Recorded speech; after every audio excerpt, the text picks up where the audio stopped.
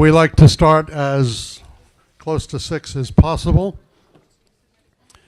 so we will get this show on the road. I think if it's okay with you, since I think most people now know everyone, we can probably dispense with the round of introductions.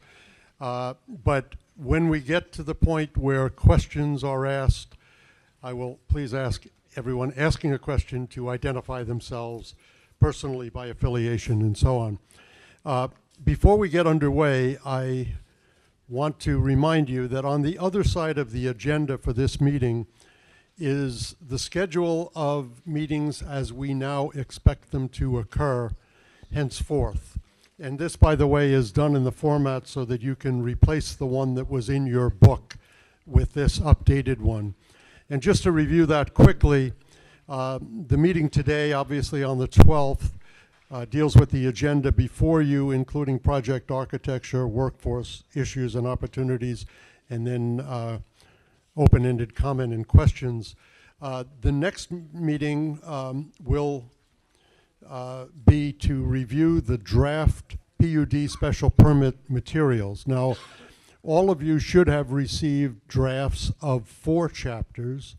I believe by the time we meet, there may well be another 3 chapters. Michael or Doug, is that the expectation?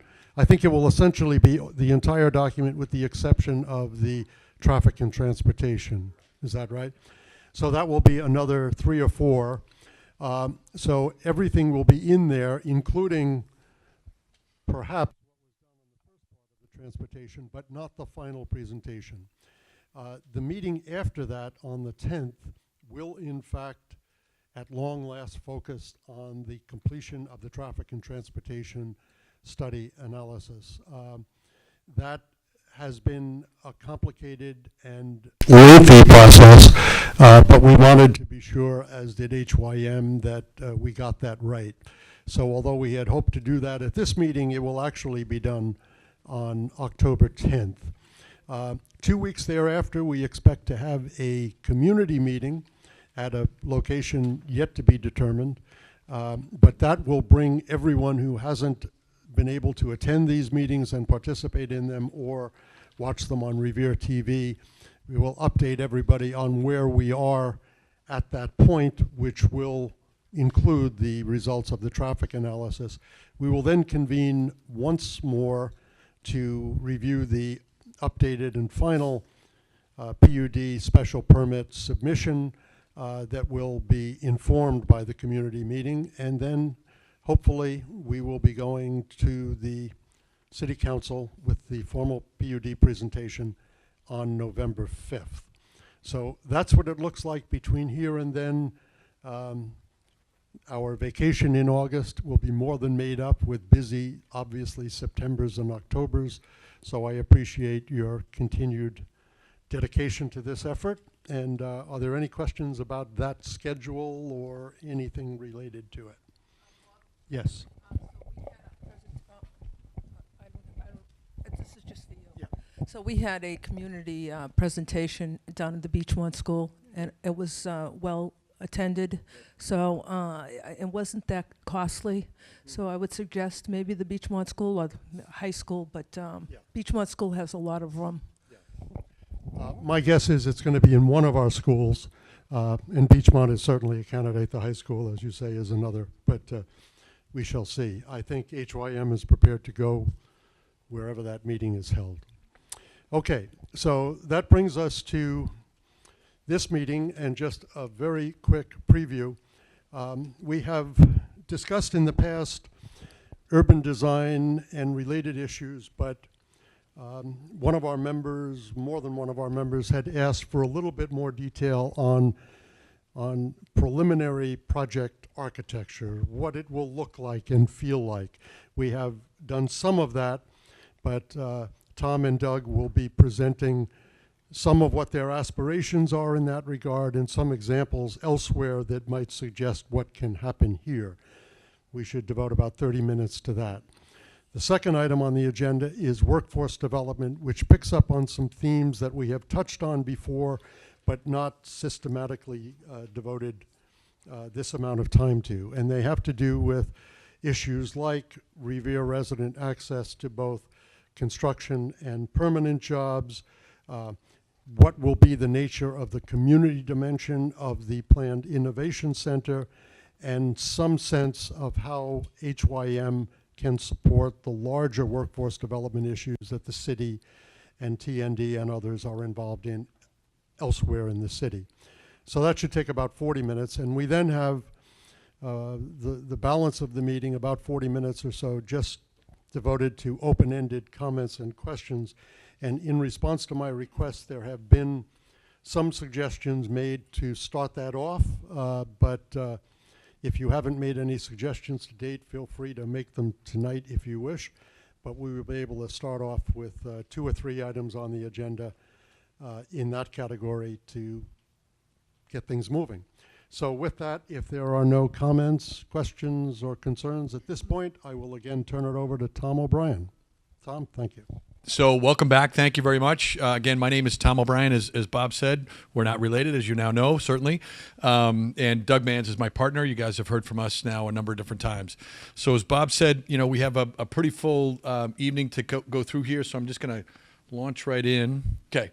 So remember, here's the portion of the site that is wholly located within Revere, right near the Beachmont T station. And remember, the variety of pieces that'll come with this. We're going to go through this in a little bit, but the variety of pieces included a variety of different uses. Here is our land use slide. So remember that the blue pieces here are commercial buildings, commercial office buildings, could be lab as well, by the way. Commercial office buildings. The Innovation Center is located here, right near Beachmont Center. So that's also sort of commercial, obviously, but is a slightly different color because we think of that as an innovation center.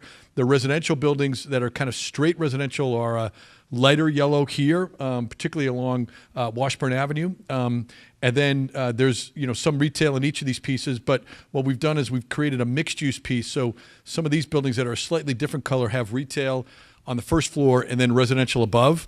And then there are hotels as well. So there's one hotel here at the Beachmont station and a portion of a hotel here that we see as we see as hopefully a full service, what we would call a full service hotel. I'll go through that in a second, but partially in Revere, partially in Boston. You can see it's deeper into the site on a piece of open space.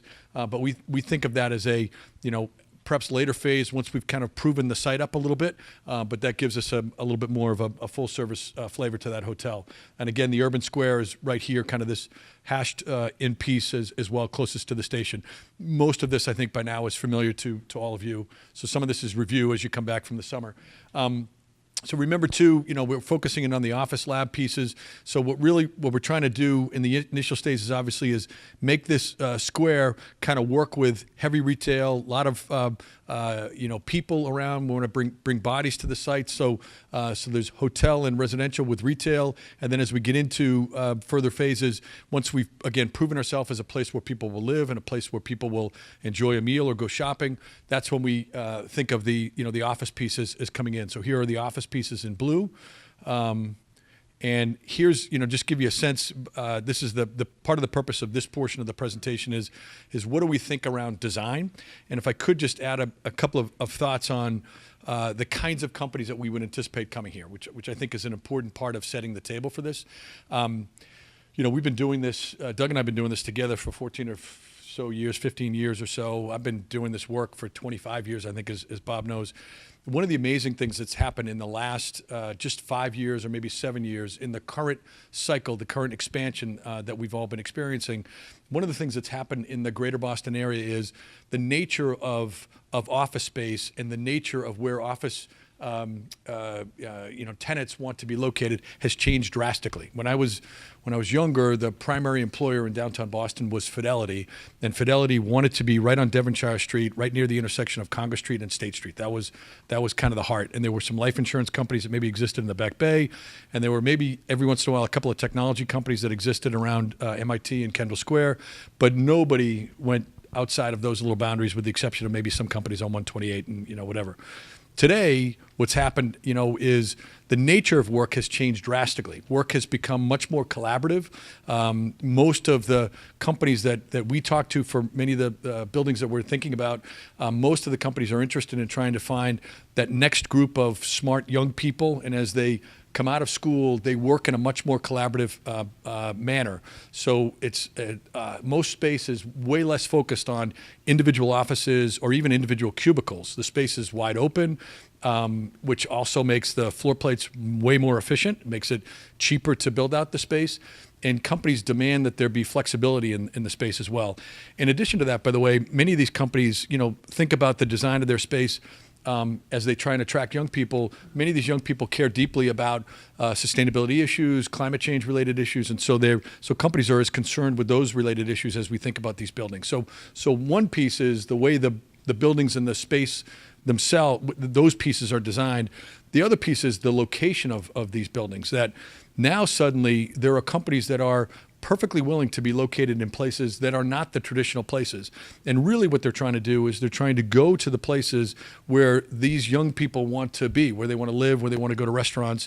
Hopefully there's still room for the 55-year-olds like me in some of this stuff. But but generally that's what's happened, which is a pretty fascinating thing. So when people look at us and say, gee, do you think an Amazon would come to Suffolk Downs? Do you think a pharmaceutical company would come to Suffolk Downs? Do you think that other companies that are sort of new economy companies would come to Suffolk Downs? What we've said is we believe that if we do our jobs well and we set the table here for a place to be a place where people will live, a place where there are great restaurants and interesting places to have a cup of coffee and things like that, and do a good job with the Innovation Center, we think we can create a new node for these kinds of companies, which is really what we've been talking about from the very beginning. So what these slides show you is some reflection of what I've just told you about these pieces. So you can see the space is, for the most part, wide open. It's built around collaboration. Many of these companies, by the way, just to give you a sense of it, many of these companies often don't offer people a permanent office or a permanent desk. In other words, because people are often working from home or on the road or whatever, there's sort of a plug-in, mentality to it. So I have my laptop and I have my ID, and so when I come in, there's maybe a central office administrator who will say, okay, you can be in office X today or cube Y today or whatever that is, and so I plug in and that's my office for the day. It seems strange to everybody who's used to, if you're climbing up the corporate ladder, you get your office finally, and but it's the nature of how things are. And again, these interior spaces reflect a lot of that. So these are what we would call precedent images to give you a sense of what we believe these buildings will start to look like, and particularly what the interior spaces will start to look like. And then this gives you a sense of, what we're thinking about in terms of exterior features of these buildings. There's, you can see that there's some use of glass in these buildings. There's a balance. As I said earlier, one of the things to think about is the questions around sustainability and energy usage and things like that in some of these buildings. And so usage of glass obviously makes it harder to keep the building cool. So a little less glass will make the building more energy efficient and things like that. So we'll balance some of those issues as we think it through. But generally, these building types, in terms of pretty straightforward, not too much in the way of exotic design, but appropriate design for the site and buildings that are efficient. These are the sorts of things that we're thinking about in terms of precedent images for the commercial spaces as we think these through. And again, here are some more commercial building precedents. It's sort of, some of this may have a look of kind of like a renovated, the brick and beam sort of warehouse feel that you see in many other sites. And it's reflective probably of the kinds of places that we'd be competing for tenants with, a Union Square in Somerville or other places around the exterior portions of the sites that have kind of developed around Cambridge. So those sorts of things. We built an office building similar to this at Boston Landing, for example, which is a new and untested place, which is now kind of leasing up. So a lot of the parameters, the design parameters, are similar to those spaces. This gives you a sense of, this is an image that we created that's part of the Amazon process. So this is at what we call Belle Isle Square, which is the square outside of what is now Suffolk Downs T-stop. This is crossing a bridge coming out of that T-stop. The Amazon building that we sort of designed is on the right. Those two buildings, by the way, at that space are fully approved and ready to go. And then there's a residential building on the left, again, with first floor retail for both those buildings. And again, this is kind of stepping further into that square and giving you a sense of what those two office buildings, again, the ones that we have designed for Amazon on the right as well. Innovation Center. So This is really important for us to try and get this right. It's a hard one because it's hard to figure out the financial piece of this and how we can kind of think it through. But it is a table setter, as I've sort of indicated, and it creates a new entry, and it creates an overall sense of what the site's going to become.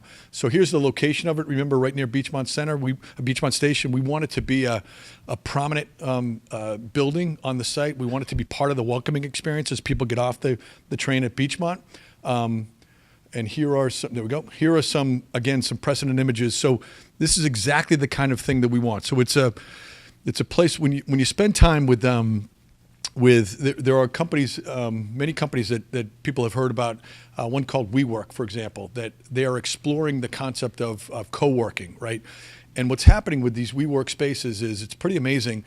There are certainly tons of young companies, new companies that occupy the space in WeWork.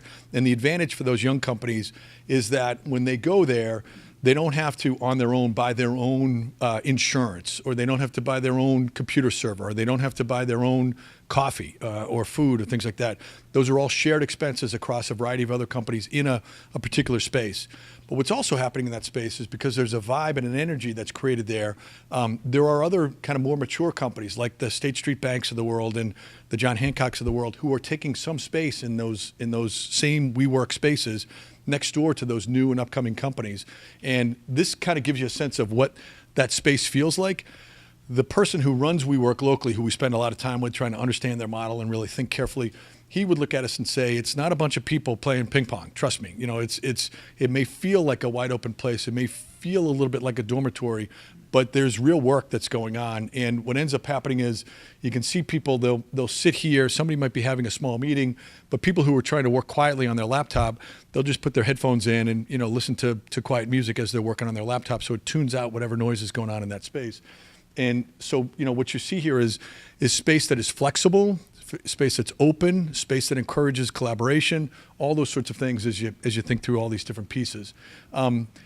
The space should also have some outdoor space. In the way we think of this innovation center, it's certainly a place where people will hopefully work, but we also want it to have some retail component to it. So it's a coffee and a sandwich shop. I think for us, we don't necessarily envision it as that restaurant would be a dinner place, but certainly a breakfast and lunch place would be, our goal. And it would be a place that, would offer opportunities for people to stop in, quick meeting, cup of coffee, whatever that is. And by the way, this building is for all of us, right? So it's if you want to have a cup of coffee and walk down from, Beachmont or drive over, from wherever, everybody can drop in. You don't have to be an entrepreneur thinking about starting a business. Hopefully we've created something that's welcoming, that will create energy, all the way through, as I would say.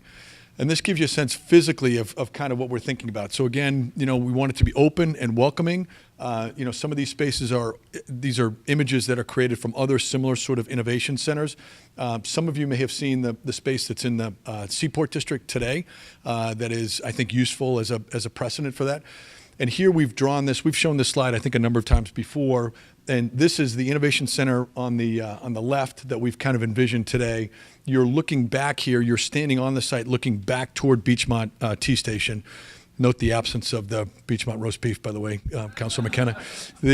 So you're looking back at Beachmont. I couldn't let that go, right? So you're looking back at Beachmont Station, but that gives you a sense of we want it to be some appropriate amount of glass. We want it to be open. We want it to be in good weather, being able to spill out on the plaza for people to eat outside and grab a cup of coffee outside. So, generally that's what we're thinking about. So retail, remember, on the ground floor. So the retail is essential. Remember, no big box retail, restaurants, smaller spaces, smaller, interesting, types of retail, all those things as we think it through. This is a rendering of the completed Main Street district that runs through the site to give you a sense of what we envision as we get to a completed stage here.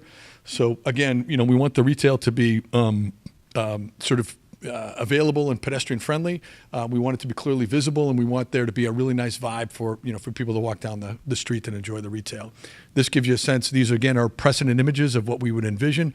I would also include, by the way, in the retail strategy, the idea that there could be all kinds of festivals and a food truck festival on a Saturday or a farmer's market available on a Thursday, those sorts of things. So part of the exterior space and the retail space, part of the, what's needed on that is the programming effort of that. And the beauty of our situation, I think, is because we own the entire site and we're not, kind of one of a number of different owners, we can take on the process of programming that and sort of trying different things, trying a farmer's market at a certain stage or trying a food truck festival at, different pieces.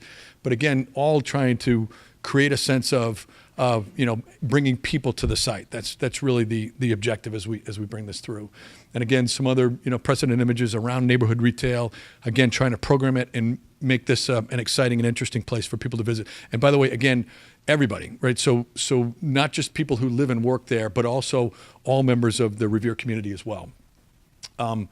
Hotel. So a word on hotels. We talked about office. I think everybody kind of knows that in the current environment, hotels generally are doing well, right? And I think certainly the city of Revere kind of has a sense of that because there's actually a fair amount of hotel construction that's going on, right now in Revere. Our view is we could probably tomorrow, if we wanted to do a relatively ordinary limited service hotel, we could probably do a hotel tomorrow. But the objective for us is to do something different. So we're trying to balance the economic driver around what's possible for financing and developing a hotel around all the objectives that I just laid out around first floor retail and trying to create a hotel that's right at our front door that could enhance the sense of community that we're trying to create at Beachmont Square. So there's a bit of a challenge for us in the hotel, but it's a challenge that we accept because we're long-term owners of this. We're, long-term players on this, and we want to look at the long-term rather than a quick get a XYZ hotel. I won't mention a brand, but but a XYZ hotel that may not be something that's really up to a standard that we would hope we could attract. So we've begun this process of starting to think this through in terms of the kind of hotel that we would want. And again, remember, this is the location of the hotel in the first phase here at Beachmont. And this gives you a sense of the types of precedents. A couple of these are in Boston. So this is Envoy in the Seaport District. When you walk it, by the way, I don't know if you've seen this yet. So it's right at the old bridge over into the Seaport District, the old now closed kind of railroad and road bridge that's there. It's right at that spot, and when you walk it, the floor is still kind of a polished concrete, but relatively simple. The architecture is very simple, really kind of an easy sense to it. But it's very flexible. So you can open it up. You can, got a great view of the city. It can really be inviting. It's got a great location. So there's a lot that you can do with a very simple approach to architecture. And again, with programming and getting a good vibe to it, that creates a great space that's very attractive for people. This is in the Seaport District. I think this is on D Street next to the convention center. Similar, I think this is back to Envoy. I think this is the first floor of Envoy. This is their roof deck. And this is kind of a similar room. So, rooms are simple, but the first floor and public spaces we want to really be interesting and exciting. We have a good back and forth, Doug and I, where we're always trying to think about budget, but that first hotel, it'd be terrific to have a rooftop restaurant and bar that could, have a view of the water, which we think is a really great opportunity and would create a nice vibe, I think, for the whole district. So, it's a lot of the kinds of things that we're thinking about. So again, hotel precedents, and this gives you a sense of just generally what we're thinking about for architecture on these. Again, trying to be thoughtful in terms of what it costs to actually build these as versus what you can expect in terms of revenue. So, the design is hopefully thoughtful, but not, overly complicated as we think it through. This gives you a little sense of this. The AC brand is kind of in my view, sort of it's been done quite a bit, I think, or done in other places. But that kind of an idea is sort of what we're trying to think of. What is the next AC brand? It's sort of where we're coming out on this kind of thing. Residential buildings. So again, remember, here's our location of our residential buildings as you come further into the site. So we're trying to think through what does the design of these look like. These residential buildings are things that we do, quite a bit of. So we know this market really, really well. This gives you a sense of some of these are buildings that we built. This is a gymnasium in one of the buildings that we've recently completed. This is outdoor space. Again, these are all buildings that we know pretty well. And this gives you a sense of the kind of spaces that we're trying to create. again, the architecture doesn't need to be really complicated, but if you pay attention to some of the details in terms of colors and materials and things that you're using in the amenity spaces, you can really set the building apart. So again, this gives you a sense with some precedent images of the kinds of things that we'd have going on around the amenity spaces inside the building. This is a sense of what the buildings themselves, as we start to think these through, can look like. This is a building that we completed, actually. This is 2020, which is located in the North Point, now called Cambridge Crossing area of East Cambridge. This is an outdoor space in that same building as we've thought it through. So again, you know, as we think through budget versus revenue and all those pieces, these are the sorts of images that we're working to try and create as well. More residential presence. This is One Canal, Bob, which you know, I think, pretty well, right near us at Bullfinch Triangle, and other spaces, that are, again, buildings that we know well. So again, trying hard to use design. I think this is actually in Lantera, right, Doug, maybe? The building that we just completed. Okay, Lantera. Oh, this is... but these are all, these are other pieces that we've done. This is actually 2020, I think, in the interior of 2020, right? So it's a mix. This is Lantera. So we just completed this. This is the building that we just did at the New Balance site that we've just completed. It's leasing up really well. It's doing very, very well. We're really pleased with it. So it's an interesting precedent for us to think about it in terms of the design of the building itself, the cost of construction, the amenity spaces that we've thought through. This is a pool that's there, that you can see that pool kind of has a raised deck above a parking garage that's kind of below that. So a lot of these pieces are similar to the kinds of things that design challenges that we think about when it comes to conceptualizing these buildings as we go forward. So parking, I'm switching a little bit. Actually, let me just stop on design. Bob, go ahead. Yeah, before you move on from that, there was one of our members who was going to be late that wanted to raise a particular question about the architecture, the look and feel, and that is, what does the development look like from the community on its perimeters? The concern was that the buildings not be designed to turn their back on the community. So, for example, what will the buildings, including the Innovation Center, look like along Winthrop Avenue? Will you feel activity and the sense that you're describing here on the perimeters as well as on the interior? So let me do a little bit, and then I'll invite Doug to do some of that. So remember, I don't know if we put it in this presentation, but we've had slides where we've shown you where we're going to have kind of the back of the house pieces, the loading dock and the garage entries, none of which will have facing to the exterior portions of the site, and those will all be interior. So that's so our thought process on design is to make sure that what faces the exterior portion of the site, what faces the community, is just as nice as whatever faces the retail stretches, as we think it through. And that will include retail as well? Well, the retail along Winthrop Ave is a little bit more of a challenge. Remember, we focused on Winthrop Ave from the sense of the, making the sidewalk improvements and the bike lane improvements and all those pieces. So I think we're going to and I don't think we put a slide in here to show that yet. Did we put a slide? No. Okay, so we can do some of that. But but generally, I think we'd consider retail along the Winthrop Ave side, but it's a little untested. We're trying to create more of a sense of retail as you walk down the street on both sides, which is a little hard to do on the Winthrop Ave side, obviously, given where we are right now. Did I miss anything, Doug? No, I would just add. Before we move on, any comments or questions with regard to? But go ahead. I was going to have him do that same question. Oh, okay. I'm sorry. I was going to say, no, so again, many of our buildings don't really have a backside, right? So Winthrop is definitely a front, as well as the Main Street District, as well as, the Innovation Center is going to be one of those tough buildings for an architect in that it's 360, right? And so at one point you will have a couple doors, right, for access, but it's not really a loading dock door. It's going to almost be street loaded type of thing, right? And the goal is that first block that goes from, Beachmont Station past the Innovation Center up to the Main Street District will have retail in that segment. I think what's going to be more challenging for us as we move up Winthrop Avenue, how much retail can we pull up? Because the goal is obviously to pull it into the site, get through the Main Street Retail District. And we have some other slides that we'll show you as we go through this presentation. Yeah, and my comment, and as we've talked before, is the whole thing about integrating this project in.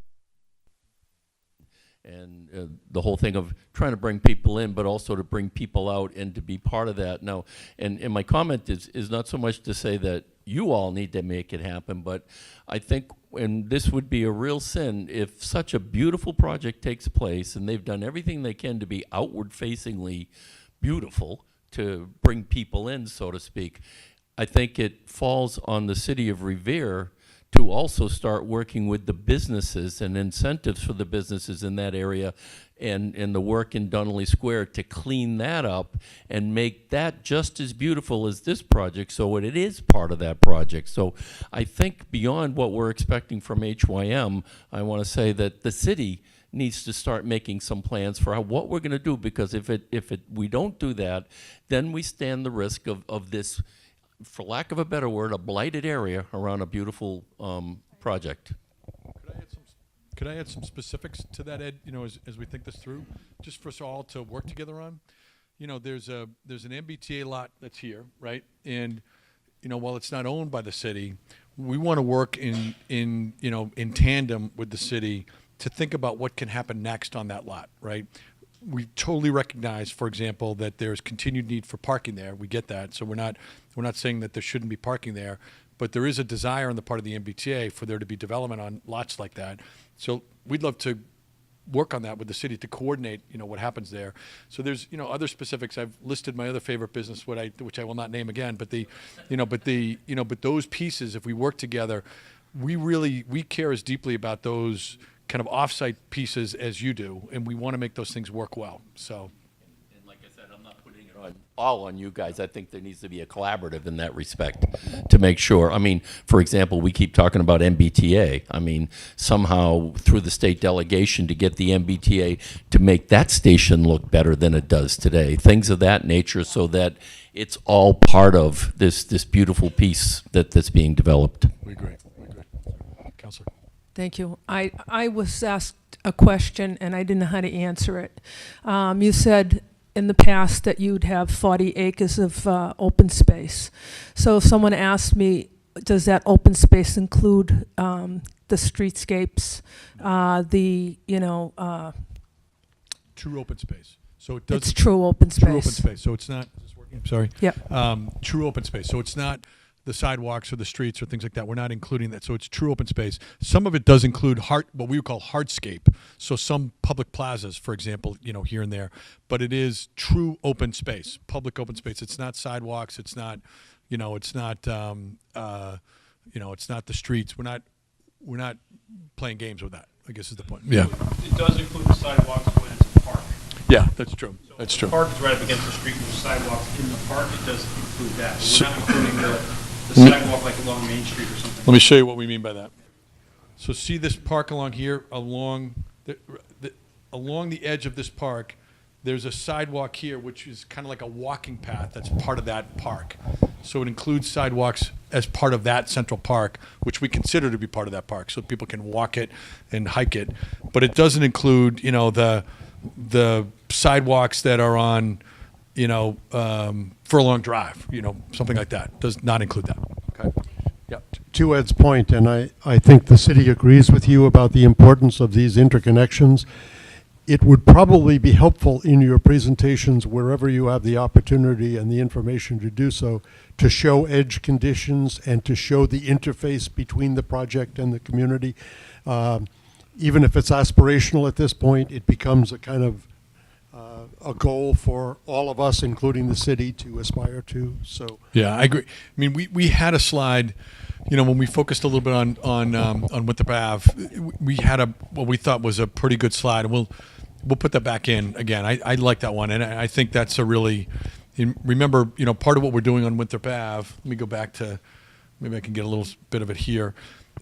What we've done on this side is we've moved the buildings back into our site so that we can add more width to essentially the public right-of-way that's there, so that we can widen the sidewalk, add a row of street trees, add a bike path. I think that's cycle track that's in there. So, I forget exactly what it is, but 20 feet, 30, We have a section, I think, later in the presentation. Is it in this one? Okay, great. I'm sorry. Okay, so it's in here. So I'll get to that. So I'll be able Before to. we move on, any other comments or questions? I do remember your presentation on Winthrop Avenue and your model here. I think a lot of us in our community, we do like to walk, and we do walk Revere Beach. And I think a perfect example is Ocean Ave, where in the past we were told Ocean Ave would be a more friendly area to walk. It isn't. The beach house, it's absolutely beautiful. But as I'm walking beside their gymnasium. There's no place for anyone to stop in for a cup of coffee. And this is what I'm seeing on Winthrop Avenue. As you know, it's nice that you're going to widen the sidewalk, you're going to put trees, but there's nothing there to draw a walking community. Those people that are walking from the newest apartments, those people that are coming out, you're drawing us into your community, but you're excluding us from Winthrop Avenue. Or you're not promoting the Winthrop Avenue is what I see, such as, I guess, MGM, which I have not been there. But what they've done is they've built, from what I understand from other people, the restaurants, the retail are all on the outside. You don't have to go into the casino. So the public can enjoy those places without having to go into the casino. I think the community would like to see Winthrop Ave being enjoyed without having to go into the residential area. And I'd just like to see you promote a walking area, not just trees that are hiding parking lots such as we've experienced on the beach. Those are not walking areas on the beach. Most of us stay on the beach side. We do not walk near the apartments. It is not a friendly place to walk. I might just add to Debbie's comment that Winthrop Avenue, particularly your side of the street, is a fairly significant pedestrian commuter corridor. Everybody trying to get to the beach, whether they go through your site or not. So there are certain kinds of uses that would lend themselves to that kind of demand that might work initially. Yeah, we agree. I mean, remember working with Councilor McKenna, one of the things that we've been able to achieve is we've changed the bus route. We're totally aware of the pedestrian nature of Winthrop, and we'll make note of it, and we'll think it through a little bit more. So we appreciate that. Thank you. Happy to think that through. Okay, so parking. So here's a slide that delineates what we're planning on parking. On the residential program, we'll have slightly more than one space per unit, which, to be honest with you, and we've had this conversation with Frank, that's probably more than what we would want. Let me just say at the outset, you've heard us say this before, parking is not a profitable, it's not a profitable piece for us. We don't want to build parking, to be honest with you. It's very expensive to build, and there's not enough revenue in it to justify the expense, to be honest with you. So we'd only like to build enough parking that is both required, for the permits as well as what might be required in the market. So, from a residential perspective, 1.15 per unit, which yields, one per studio, one per bedroom, 1.5 on a 2-bed, and for a 2-bed, 2 per unit. So the overall ratio, given again the ratio of those units, will be about 1.15 per unit, and that yields about 3,350 in terms of total parking spaces. And again, for those spaces, for the most part, those will be inside of the residential buildings. And remember, the garages that we'll build here will be part of the residential buildings. They'll probably be, perhaps one level below grade or half a level below grade. And then the other pieces, let's say 2 to 3 stories of the garage will be above grade. And that garage will then be surrounded by residential units and retail. So we're blocking the garage from view. We've done a lot of In this. terms of the look and feel of the parking, you won't see it and you won't feel it. Correct. It's and if you want to see what it looks like, you can come to our Lanteria that we just completed, or 2020 that we just completed in Cambridge. All those pieces. It's a way to make the project more, make the project work from a construction cost perspective, but also to provide the parking that we need to create as we think it through. We'll not see it on Winthrop Avenue. No, absolutely not. On the commercial side, that's more market driven. So the typical need for the commercial side is about 1 per 1,000 square feet of space, which yields about 2,500 spaces. For the hotel, even at 0.5 spaces per key, we're probably on the high-ish end of a hotel, because most of the people who will come here will figure out that they don't need a car, but that yields about 139 spaces.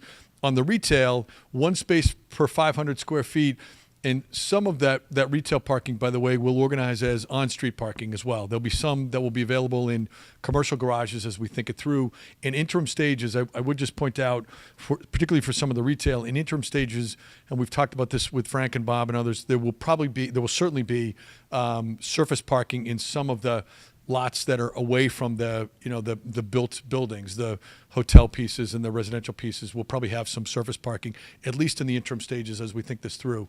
And then for the restaurant, about 1 space per 8 seats yields about 700 spaces. This is all on full build out for these numbers. Again, there will be interim stages that will be, lesser parking, some in garage, some on street, and some in surface parking lots. Okay.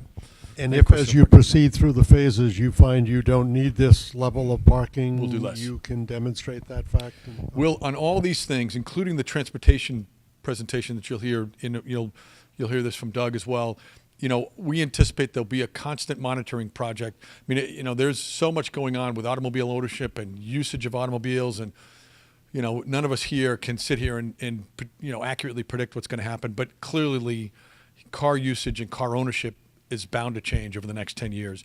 And so we'll monitor that. And frankly, over the last 10 years, it's changed quite a bit, for us. We've seen car volume. I know it doesn't feel like it on the roads, but car volume generally in the buildings that we built is way down in terms of parking volume, I will tell you. So so that's our parking, okay? Parking locations. So each of these residential buildings that we describe here will have parking, within them. And really what we mean to do with this this slide is to show these are locations of kind of what we would call public parking garages, right, Doug, that that we think about over time. So and 1 level below grade, yeah, which will work from a resiliency perspective as well. Okay, all right. Again, these are on-street. So the red is on-street parking location. So these are spaces, that will allow for people to park on street. And then there are above-ground pieces here. The gray parts here that you can kind of see. These are all interior to these, to these buildings. Okay. Any questions again on parking? Yes. Yes. Ron. I see you differentiating between, the parking in the garages and the on-street parking. Do you expect? I think that's the future with less cars parking. Yes. But right now, we can observe in our city how crowded it is. And I don't fully agree at this point that we're going to have less parking. So what are you going to do with people who park on the streets in Young Development overnight? Is that expected? Do you expect, What do you think? It could be 1 car in a 2-bedroom, but is that a reality? Usually it's 2. So going with the on-street parking, so our goal with the on-street parking, it's not resident parking, right? So it's going to be basically timed allowed really for visitors. So it's going to be for retail parking or visitors, right? And when we say this too, because we also have, as you can see, there's quite a bit of parking that's purposeful on-street parking that's along the park system too as well, so that other people of Revere can actually drive and use the open space system. But the idea is that it'll be time limited, and we'll be enforcing this. But the goal is that we don't want our residents parking on the street. I think the other thing too, we clarified too, people can't get a Beachmont parking sticker because they're not in Beachmont. So, and the same thing is running up with Orient Heights too as well. So the goal is that for those who do have the cars, they'll be in our garages. Doesn't mean that someone can't come and visit, and be there for 2 hours on that on-street parking or something like that, but it's meant for, mainly visitors for the retail or to the open space. In response to Ron's question, there will be no overnight parking on the streets. Yeah, I think what we haven't figured out yet is how to regulate that, right, at the end of the day. So the one thing that we also like to do, and we did this at North Point, how Boston sometimes have certain neighborhoods that after 6 p.m., residents can park back in the metered spots. That doesn't work for the retail, right? The retail wants to be here, wants to be vibrant, right? And so our goal typically is goes to 10 or 11 o'clock at night at least. We haven't had the internal discussion, are we like Brookline where we're starting to, tow any car that shows up there after 2 o'clock? But the goal is that we're looking for short-term parking in these spaces, and we also we talked about this before, we don't want commuters parking in our on-street parking spots, right? Or in the interim surface lots.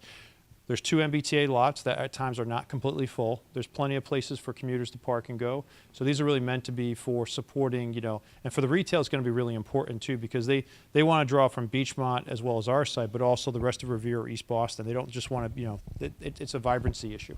And the issue of enforcement, particularly the role of Correct.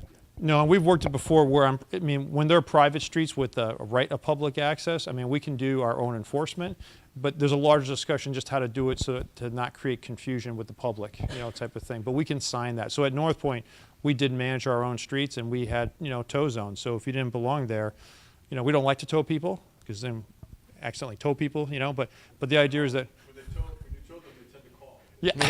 Yeah. Yeah, so we even do this in our own parking garages where we do warnings and things like that, but we try to, get people in the habit of, this is being respectful. It's a shared use. Thank Doug and Tom. One of my questions was answered just now about parking control. Who was going to do it? Whether you're going to do it in-house or if the city was going to, kind of control it for you. But Yeah, I think from our perspective, I mean, I think when we met with the City of Revere earlier in the Department of Public Works, it was made pretty clear. So as a reminder, we're building all of this infrastructure. So all these streets were being built by us as a developer, which is a significant cost. And the City of Revere has asked us to continue to maintain those streets too as well, so which we're perfectly fine with. So we'll figure out the right way. I mean, we've done this before. In Cambridge, they just secured the right of public access through the permits. Whether we need anything more than that, we'll work with the city. But the idea is that we would be doing the selective enforcement, the plowing, all that kind of stuff. And I think the police department is comfortable with that. They'll support you and assist you, but they have no Yeah. claim on that. Yeah, and I don't think we necessarily need their help either. And from a parking enforcement perspective, if someone is violating the rules, eventually we tow. But that's something that happens even on any private development. Doug, the second question I had was relating to garage parking. For the residentials, as everybody knows, we've had some problems on Ocean Avenue with the residentials charging separately for the parking garages. And we've made one of the buildings actually included in their rent. What would be, which way would you guys go? Separate parking or included in the rent of the residentials? So I can tell you we've done it both ways, and I know Revere's with one position. I would tell you the state and Boston are exactly the opposite. They want us to charge separately because they're trying to discourage vehicles from coming, and so they want it separated. We've done many communities where sometimes it is included as part of the rent. What the first thing we do is look at the market. We look at what other people are doing, because if all the other communities are charging for parking separate and their rents are lower, it puts us at a disadvantage when we're stacking up against rents type of thing. But I think we'll be happy to continue to have that conversation. I think it would be a smart move because there's a lot of discussions on both sides. Yep. And in most cases, in my neighborhood and down on the beach boulevard side, this discussion is to include it in the rental because people are using our beach and Ocean Avenue to park to avoid the additional parking. And we want to avoid that stuff. Yeah. So I think the good news, we're pretty far from those areas for people to walk to. But the flip side is, I mean, we have the same interest because that's why we control our on-street parking, because we don't want people to be in. The on-street parking is meant from our perspective for retail and visitors, short term. And we're not looking for people to try to game the system. Workforce development. Good. Workforce development. Keep it moving. By the way, we put in a slide here, public open space, to kind of give a sense of, remember the outdoor performance theater that we've thought about here, together with the Innovation Center and the plaza that's here as well as an entry. And again, remember retail as we begin that Main Street district coming out of Beachmont Square. Again, another rendering of Beachmont Square. Public plaza precedents. This just gives you a sense of, again, what we're thinking about. Programming this space is really an important part of this. Very similar to what we talked about on the retail before, but this gives you a sense of what those public plaza pieces can look like. Again, farmers markets, food truck festivals, a festival sense to the space. All kinds of ideas like that. And these are sorts of things, by the way, we can all work together on, not just tonight and over the next couple of months, but on an ongoing basis. We would really appreciate your feedback on try this, try that. As you know, I mean, we've worked together now on a variety of different things, and so as you can tell, we're open on these sorts of things as we think it through. Public open space, network, and trying to think about the variety of types of character, that we'll have on each of the pieces of open space, as well as the different character that will be exhibited in the design of each of the pieces of open space as well. So. I think we've shown a lot of these slides before in terms of activity. Historic elements in public art. We've thought carefully about these pieces as well. There's a lot of historic elements for us to keep and save. We own everything that's here at Suffolk Downs today. So, as we get closer to the closing date of the races, hopefully most of the stuff will remain here and not be spirited away. But generally, we really recognize the historic value of much of what's here, including the starting gates and all the other pieces. But the hello, Mayor. There's a variety of different things that we can do with public art as well. So we're pleased and excited about that. I'm keeping Tom, moving. Yes. If I could, to go back with Sure. that, just one, I do a call out or shout out or whatever for the Revere Society for Cultural and Historic Preservation. They have the museum at 108 Beach Street. Yeah. And I had a conversation recently with them, about their exhibits and whatnot that they have. I know you're going to be trying to preserve some of the art and whatever that's there for the project that you're doing, but we'd also like to have some conversations with you about some items that might be able to be moved to be displayed at the Historic Society. There are some great photos here, some of which we've seen, some of which are buried in here. But there's some really, really cool photos. Friday night in the 1960s in this room. Big fancy dinner with people all dressed up, watching the races. All that. It's pretty cool stuff. Yeah, it's all that stuff. I know. Again, the outdoor theater. We've shown you a lot of these things before, so I know we want to get to workforce, Bob. So I won't dwell too much on these things. But this is in the Revere side, and remember, this doubles both as an outdoor theater as well as part of our resiliency program as well. So thank you. But I think we want to get to. I'm going to leave it on the thank you. But I think we want to get to workforce development. So, do you want to question and I answer, or do you want to? How do you want to think? Let me this just through? introduce it. Okay. We're aware of the fact, for example, that in Boston there are specific programs that give preference to Boston residents, to certain subsets of Boston residents, and so forth. And I expect, of course, that they will be applied on the Boston side. What are you anticipating on the Revere side, both in terms of access to the construction jobs, which will be first in line and probably for which many of our residents are already pre-qualified, and then ultimately for the jobs that will occur in the development itself? That's number one. The second is the Innovation Center is a very creative idea. The question is, what elements of the community's workforce development might be incorporated into the Innovation Center so that it's not just for startups, but perhaps for more indigenous professionals, etc. There is a lot of what we are doing in workforce development outside of Suffolk Downs that might somehow be represented there, and a little discussion of that would be helpful. Finally, we are very much concerned as a city that our economic development accomplishments are outpacing our workforce development accomplishments. And what we don't want to do is to create a whole lot of jobs for which Revere residents are not yet fully prepared. Mm-hmm. So we have taken it on ourselves as a city to work with the school department, to work with our not-for-profit organizations like TND, to begin to activate a serious workforce development program throughout the city so that should Amazon come, for example, we would be prepared to provide Revere residents for those jobs. The question is, will you be able to make a commitment not to assume that responsibility for workforce development generally, but to work with us to advance that cause, off-site, to some extent, perhaps in the Innovation Center, on-site, and also in conjunction with construction and then permanent jobs. So that's the realm of. So how about if I go last to first, right? So, the last piece, and we've talked about this, and we've kind of gotten to know a little bit the leadership of the school department, and so we get we get all that, which is a key piece of it, and a huge opportunity, I think, for all of us to try and make that connection.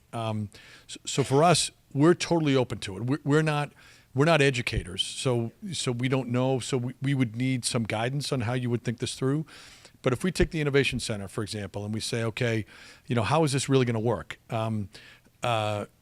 We will need, okay, to have an entity like a WeWork or somebody like that to be associated with that space in order to program it appropriately. I'm not saying it has to be WeWork, but something like that to program it to make it work.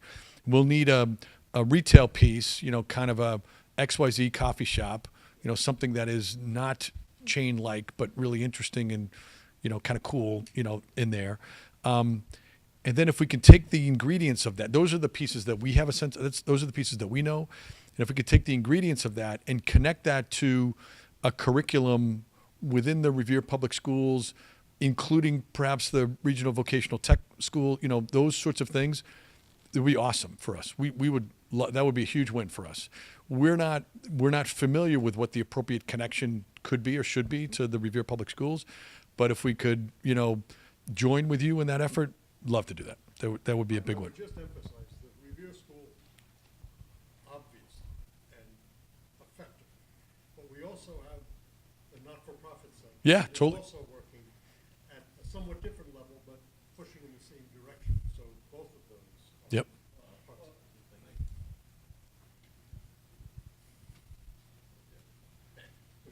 Yeah, and not that we have to come up with solutions tonight, but the idea and looking at the Revere school system and the students that exist there, and as we're thinking it through, one of the things I'm thinking about is some sort of way of incentivizing businesses that may be coming in to lease office space to use high school students as interns to train them, to help them, kind of develop careers, maybe in various business. Same thing with the retails, to incentivize them in a way that would take advantage of using students to train them and bring them along.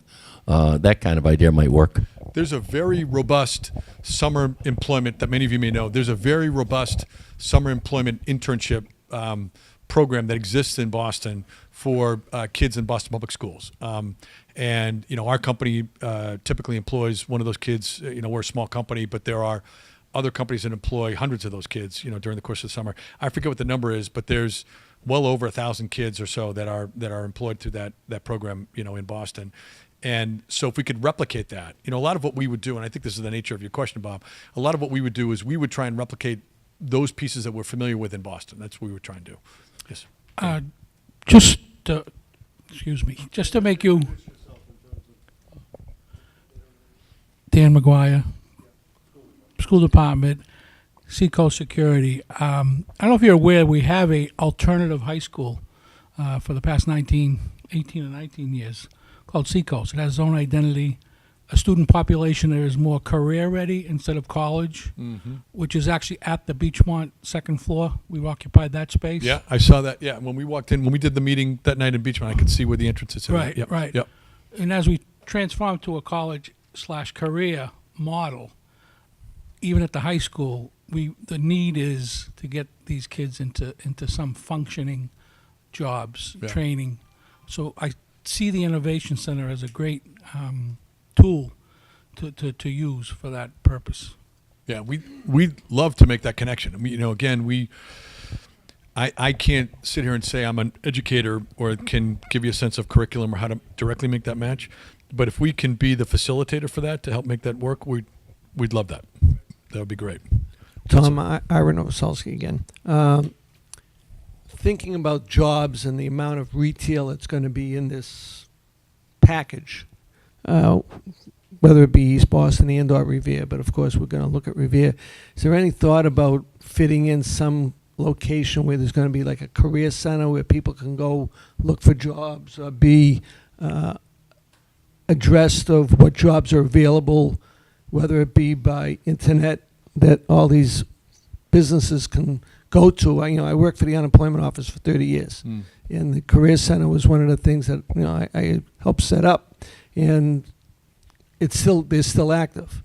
So I don't know if there's something that would be put into this package that people could go to and from off the street, even from our neighborhoods, from Beachmont, from Shirley Ave, from Broadway or wherever. We could work on that. Again, it's not like it's not in our wheelhouse of what we do, but I'm certainly aware of again, coming back to my experience in the city of Boston, there's very significant career efforts that are pretty good. Jewish Vocational Services, for example, JVS, which is probably the premier in the nation, entity in this. They're located at 101 Federal, as you may know. Right. It's a nonprofit. I mean, if we could link up with somebody like that, Absolutely. JVS is awesome. And I'm just throwing it in your head now because, there's a lot to think about and a lot to consider. So agree. it's just something I to agree. look into. Totally agree. I would say with regard to the Boston experience, we don't mind stealing from Boston. Yeah. Beyond that, however, there might actually be collaborative efforts where private industry council or whatever actually incorporates, looks at the entire Suffolk Downs site regardless of jurisdiction, and maybe expands their efforts. Yeah, the because there's PIC no would use love it. reinventing those wheels. And as you know, the PIC runs essentially runs the summer employment program for Boston high school kids. So, learning from PIC, learning from JVS, learning from those are all. I mean, we know those people, right? So we can, we're with them quite a bit, so we can pick up the phone and call them, and they'll do a meeting with us. They'll sit down with us and say, "Here's the parameters. Here's what you need for the space. Here's what They may run it, which would be ideal because they're professionals and they've been doing it for a long time. So that would be great, if we could do that. So those are great suggestions. We don't have to fill in all the blanks, but between the high school, TND, these other services, HYM, we can really come up with something collaborative great. and effective and timely. When we go to your first, I forget what the middle one was, but you'll remind me in one second. The middle one was actually the Innovation Center and the opportunity to work. So I think we've hit that, right? So we see the Innovation Center. I guess the way I would say this, Doug, you tell me from the Innovation Center is kind of in formation. We've done a lot of things in our lives, but we've never specifically done an Innovation Center yet, right? So we're in formation on that. So to give you a sense of where we are on that, we've spent a fair amount of time with the WeWork, folks locally and with other companies like that, trying to think about how they think about it. We've toured other facilities like that to think physically how it should be set up. We're beginning the process to try and establish, okay, what's it going to look like? How do you model it from a financial perspective? How does that all go? So it's all a work in progress that, gives us all a chance to kind of think through what it can be. We need it. One thing I would just say, and I've said this to you before, so I want to make sure I say it in public. We need it to nose up to profitability. It doesn't need to be a killer in terms of a profitable building, but we need it to not lose money. The availability, too, of community meeting space, for example, in and of itself is valuable, but also based on District Hall, they do programs that would be of interest to Revere community residents involving different aspects of entrepreneurship, et cetera. Yes. But, a real community presence there, we can work that through. Great. Awesome. First question I think had to do mostly with construction jobs, for the most permanent. Yeah. So so let me describe that first. That's maybe a good place to start. So Boston has something called the Boston Residents Jobs Program, and associated with that is a program to make jobs available to people of color and women in Boston. And essentially, the way that works is as you complete the permits on a project, you essentially sign that agreement. The agreement contains goals. So these are not.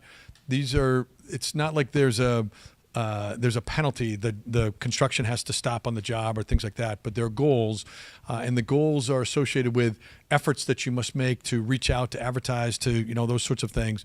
And so it's a very mature program that's been around now for, I think, since the White administration, frankly. So it's been around for a long time, and we'd be more than happy to try and replicate that.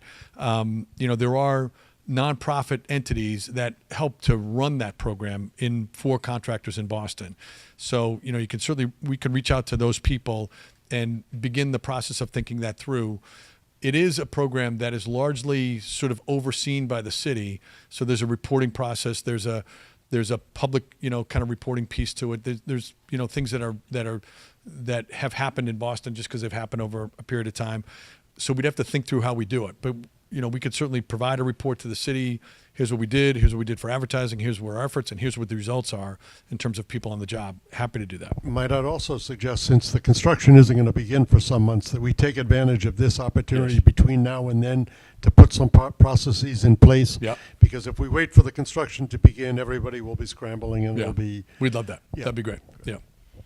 We'd love that. Any questions? And Paul, in particular, do you have any comments from the point of view of the school department as to how this might work?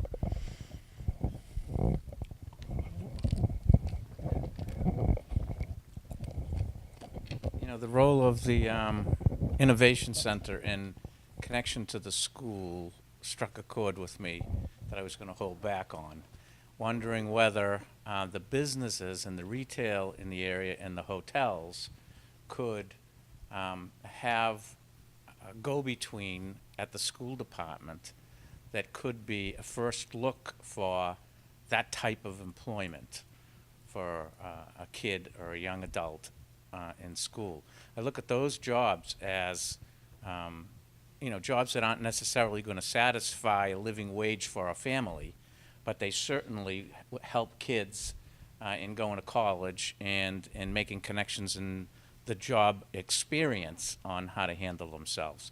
So if there was the ability to sort of influence the retail pieces in the hotels to look towards the Innovation Center where the schools would be readied with qualified candidates, that could maybe be a linkage there. Yeah.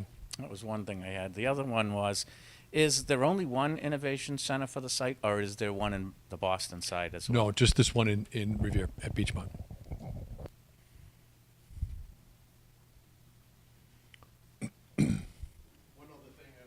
Over to Dimple.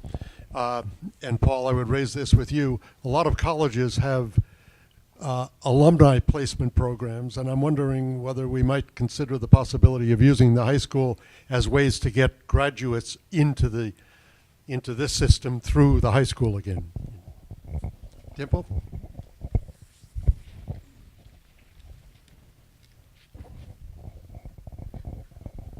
So I just wanted to share just a couple of thoughts on the workforce development piece.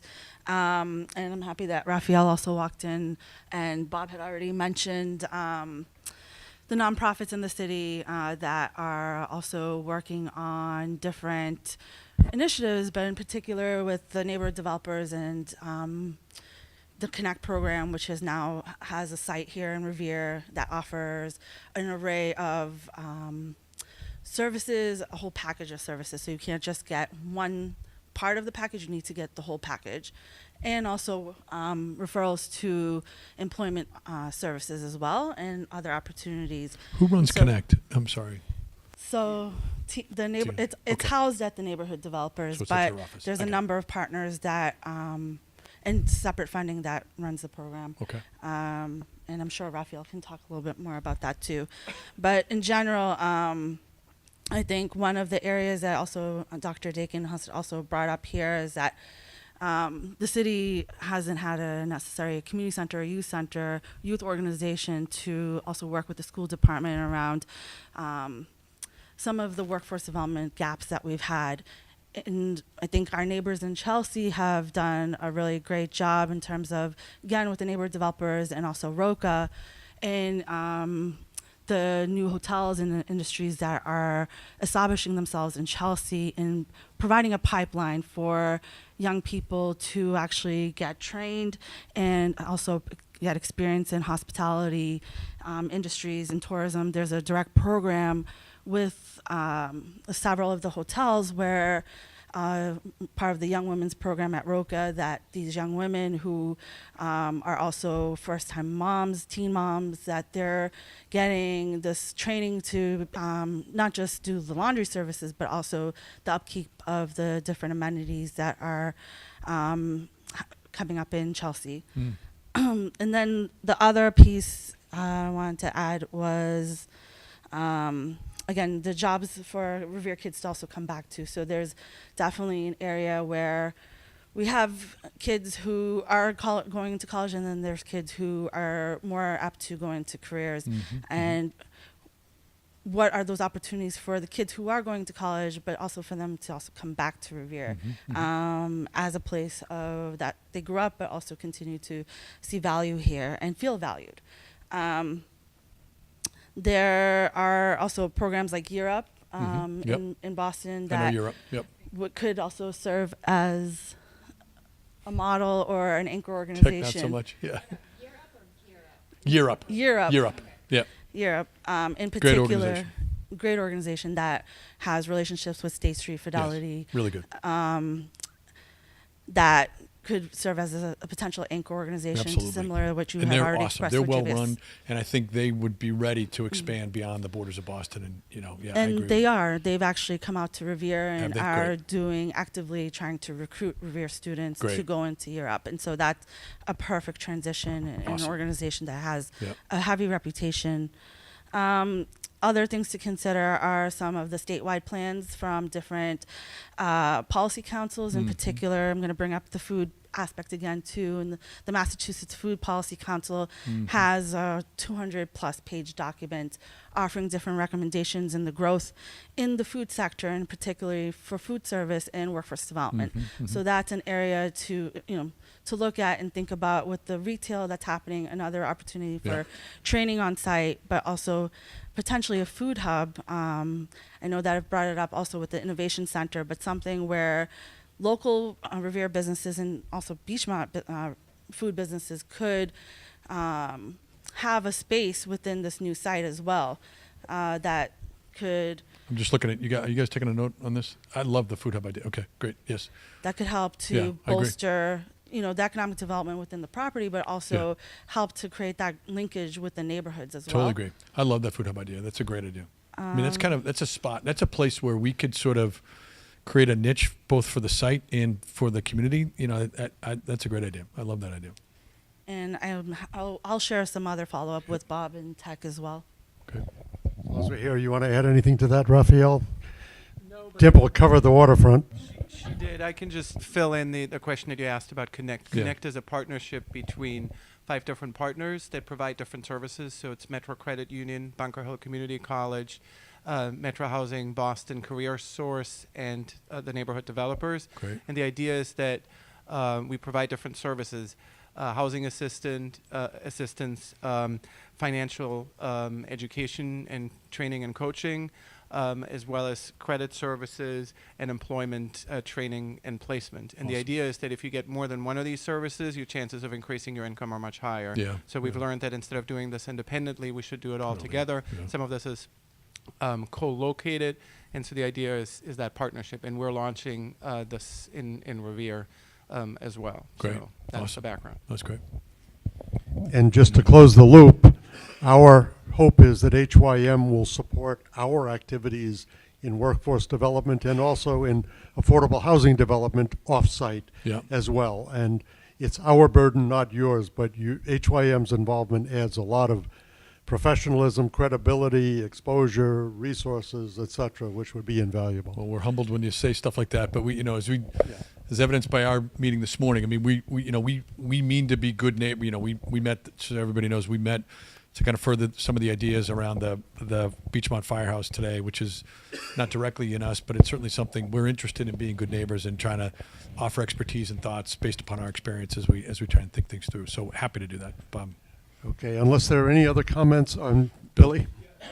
Tom, do you envision having a forum such as like the Outer Business Committee to basically to convey and share ideas along with the community, along with the businesses, which obviously hire and promote a lot of goodwill?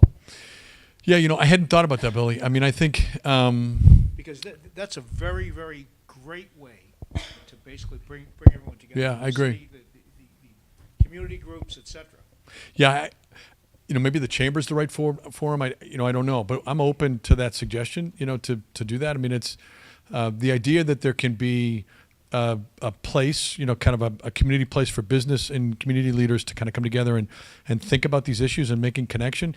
As the mayor said right at the very outset, we understand the transformational nature of this site for the city of Revere, and so it's kind of humbling for us at some level, but we understand the responsibility of that. So making a connection through an organization like that that combines business and nonprofits and the goals that we're all setting out, we're happy to be part of that or play a role in helping to set that up. Yeah. He knows the ABC, I would yeah. also say this site offers a unique opportunity for collaboration between Boston and Revere. Yeah, I mean, we're not direct center, but we're sort of common ground, I Yeah, think, for exactly. the city. Yeah, so Exactly. I agree. Okay. A number of people have been waiting for the opportunity to just discuss issues as they have arisen thus far. And so the rest of this meeting is going to be devoted to that. And I would just start off with some Should of the I sit? feedback. Will it involve Yeah. us, or is it just? Yes, so it'll involve Oh, you, okay. Yes. I was only kidding. I did get some feedback after we solicited it about some of the ideas that people wanted to discuss. And let me mention one idea that has a number of different dimensions to it. And that has to do with the issue of local access to the Suffolk Downs development site from East Boston. Or more specifically, the potential for a lack of such local access. As it stands now, we have a development site of 161 acres, 2/3 of which is in Boston, 1/3 of which is in Revere. As I understand it, as it is currently planned, there is one access point from Boston to Boston. And there are 4 access points from Revere. The one Boston to Boston is not exactly a local access point. It's on Route 1, not an insignificant one. But all local access under that arrangement, not using that Route 1 entrance, would have to come through Revere, which I think is an issue of equity on the one hand, but also is an issue of how the communities are approaching this development. I mean, we have been urging you from the beginning to reach out into the community, extend the project into the community. The community wants to embrace it. And yet it seems somewhat on the other side that that's not the case in East Boston, which would be fine, except that any decision on their side affects us. So that's an issue in and of itself. The second part of that is... I love when you do these multiple questions. Then I got to go know, back and I got to I know. remember the first question I got to do. The second part of that is we don't know what Amazon's going to do. But if Amazon decides to come, there's a 500,000 square foot office building right at the entrance to the Suffolk Downs station, essentially right where the local access makes the most sense, where it actually, to some extent, already exists on Wally Street, etc. And if Amazon decides to come, the issue of local access, just the ante gets raised tremendously, and it just makes a significant issue even more urgent and timely. The third aspect of this has to do with, A three-parter. yeah, it has to do with public process. Yeah. It has to do with public process and how the public process and the community process of which this group is a part is proceeding on our side of the border as opposed to what's happening in Boston. And how much of what's happening in Boston is a reflection of very local concerns and interests as opposed to the view of, say, the city of Boston. And how we coordinate and communicate these processes. I mean, this has worked quite well, on its own, but at some point, if there are differences of perspective, like on the local access issue, how do we engage those? How do we address those? How do we resolve those? Especially when decisions locally have impacts on the other community. So that sort of is what people have suggested to me. So Doug and I will probably team up on this one in 1 second. So I'll take a shot in the beginning, but I just want to point out a couple of quick things. So first, remember this intersection here of Furlong Drive, which people recognize as the current sort of main entrance to the site off of 1A. Tomasello, sorry, I keep calling Furlong. Sorry, Tomasello. This entrance, when complete, when as we get into the phases of development, that's going to be a fully signalized intersection. So it's very different than the intersection that exists today. So this will be an intersection that will handle quite a bit of the traffic, that's for sure, that's coming in and out of the site, because people will be able to, because it's fully signalized, people will be able to make a left turn coming down from the north, and people will be able to, pull into the site and pull out of the site. So it's, again, going to be a very different intersection, in the future. In addition to that, again, when fully built out, Route 1A will be totally different. So we'll take 1A.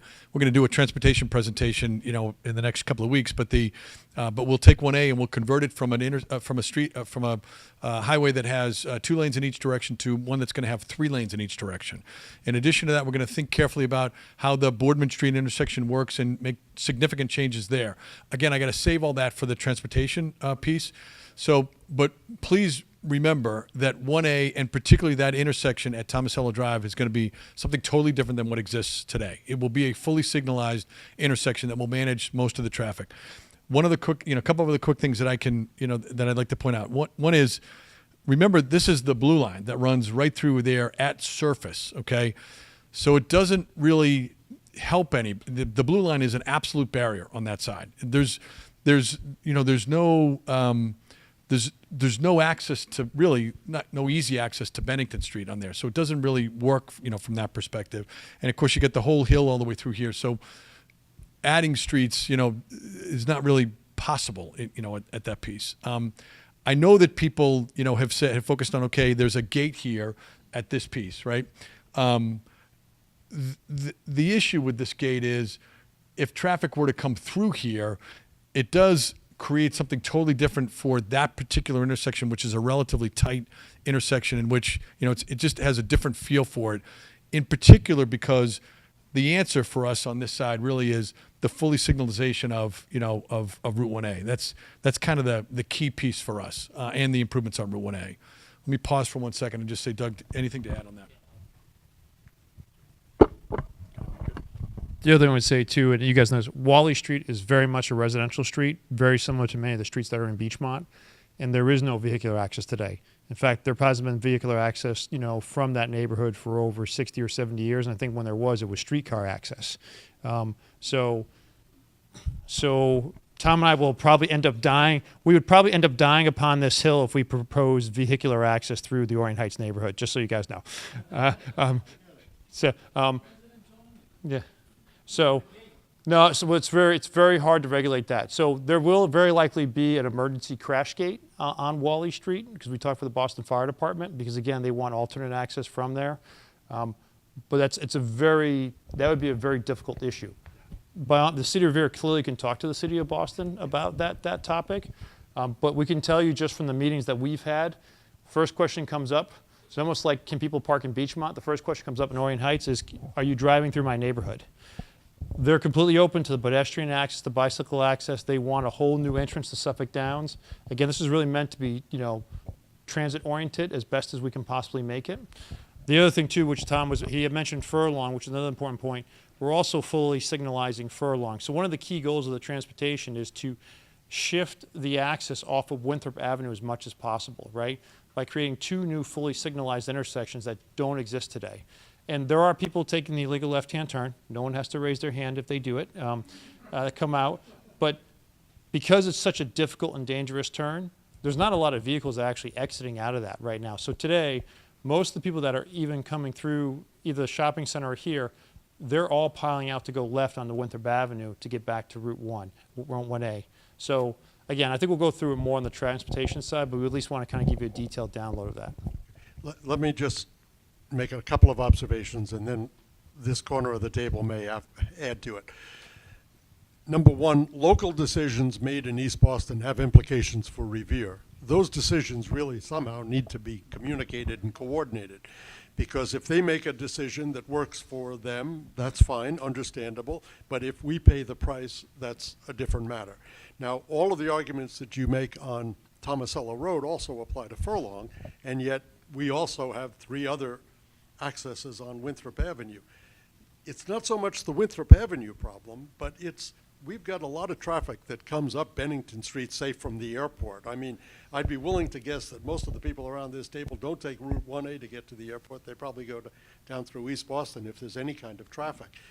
That traffic, if it's coming up Bennington, goes through one major problematic intersection, Donnelly Square. It's fine when it gets to Winthrop. It's how does it get to Winthrop? So all I'm saying, it's an example of the kind of intercommunity impacts that somehow need to be worked out through the public process, which is separate in some respects perhaps, but at some point needs to communicate and collaborate. And just to add to that, and I understand the signalization will make the egress from there better.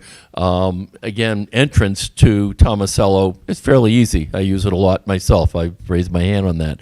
I guess when I get here signalization, one of the things I get concerned about is because then what that does is, given most signals, you tend to get a little bit of a bottleneck or back up in traffic, and people are then going to want to tend to go another route, which will be Bennington Street into Donnelly Square. So that's one of my biggest concerns. But to go back to the decisions, East Boston, Revere, one of my questions in a similar realm is that I'll ask the question first off, is this the first kind of project you've done like this where half is in one city and the other half? Okay, all right, so. Okay, oh, 3 communities. All right, there you go. And by the way, 3 totally different communities with Okay. totally different personalities. From Charlestown to Cambridge to Suffolk. Okay. Yeah.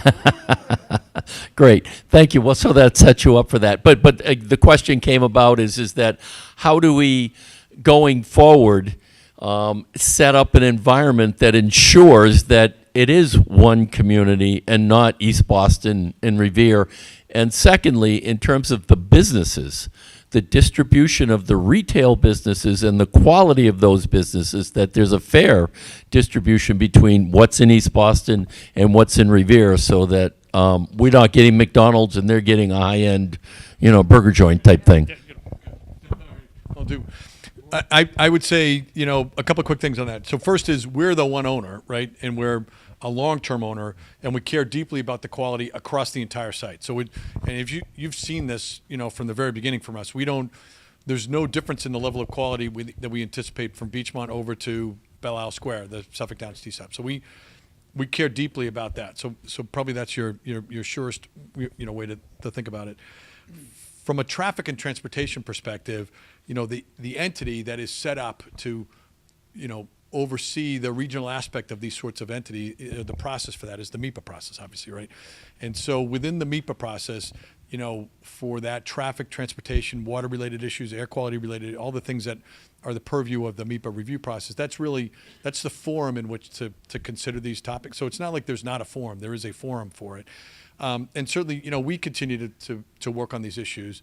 I think for us, while we can continue to think about it, I don't want to leave this topic with, I never, me, I never want to overpromise and underdeliver, right? So while we think about it, our answers around the improvements, at Tomasello and 1A, those pieces are really our answer to this topic. That's kind of where we're coming out, and that's how we've studied it in the transportation plan, that you'll see presented. And it's what we've telegraphed to MIPA, and MIPA does appear to be satisfied with it. If I know Bob well, there will be a very lengthy letter from Bob on this topic, within the MIPA process, I would anticipate. But again, to be clear, that's how we found it. On the more general issue, that's an exemplar issue. Yes. But where is the public process?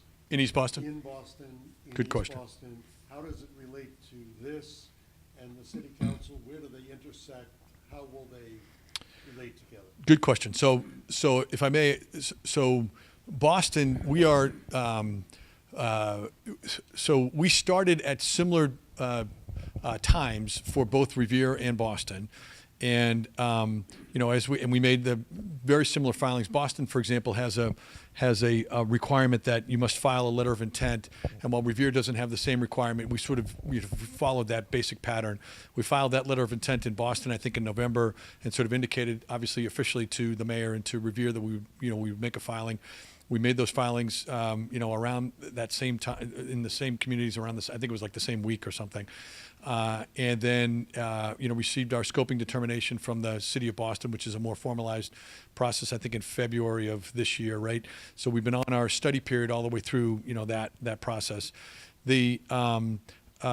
Generally what I would say is, while we've done a series of meetings in Boston, a bunch of, hundreds of meetings in Boston, the Boston BPDA formalized process is just now beginning, sort of where the mayor and you, Bob, started this past spring. So this idea of subject matter meetings is, we just held our first one last night, basically, our first IAG meeting on specific subject matters. So the way it will work in Boston is we have every 2 weeks, off weeks when we're meeting with you. So some evenings when we're meeting in our day meetings with you, we'll be doing evening meetings in Boston. So back in the same room, by the way. And so we'll complete those meetings in November, around in there. So we'll be prepared to go to the BPDA board probably late November, maybe beginning of December, somewhere in there. So we're on very similar timeframes. We might be completed in Revere in November. We might be completed in Boston in December. Perhaps given the holidays, maybe it lags to the beginning of January, somewhere in there. I think definitely MIPA will probably, lag to January, I think. That's kind of where we are. So very similar timeframes in terms of, the communities have very different personalities, as you know, very different desires. I would say for the most part in East Boston, they'd like to have as much housing as they can, market rate or the like. We've gone through the issue in Revere. It's just the communities have different perspectives. That's what it is. I think it's important to emphasize to them, you or us at some point, that the decisions that they make on their side of the line have implications for us, intended or not. And they should just be aware of our sensibilities. Yes. Yeah, and I think I would point out too, I think the mayors have a really good relationship, a good working relationship, and I think, there can be a really very good and forthright conversation back and forth whenever needed, I think, on these sorts of issues.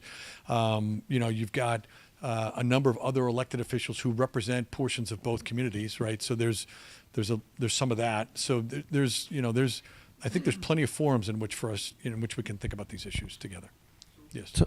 One just quick thing, goes back to your comment. Just going back to North Point about the level of quality being the same. You could walk onto North Point today, and I think anyone would be hard pressed to figure out whether they're in Boston, Somerville, or in Cambridge. Yeah, that's kind of why I asked the question. So the tax assessors will know exactly. Okay, just so everyone knows. Right down to when we split a building, right? And then maybe someone will figure it out, if the Revere fire engine pulls up first versus the Boston fire engine, right? But other than that, it's really indistinguishable, and that's purposeful from our perspective. We really want to be interconnected and be the same level. Tom, if I can, Council. Bob kind of took my wind on the access points in East Boston and to try and reinforce it. But I believe when we talked about transportation with John a couple of weeks ago in July, I mentioned those 3 access points off Winthrop Ave, Tomasello, and those 2 new locations, which I have a large concern. I think Councilor McKenna also has a large concern on those 2 access points, because now you have 3 access points on one roadway close to each other. That's number one. That's opposite the MBTA lot. The other issue which I want to bring forth to you now, so you know when we start talking about the transportation again, the intersection of Harris Street and Revere Beach Parkway, I have a concern with that left-hand turn that John proposed. Number one, I know you want to get as many people to this project.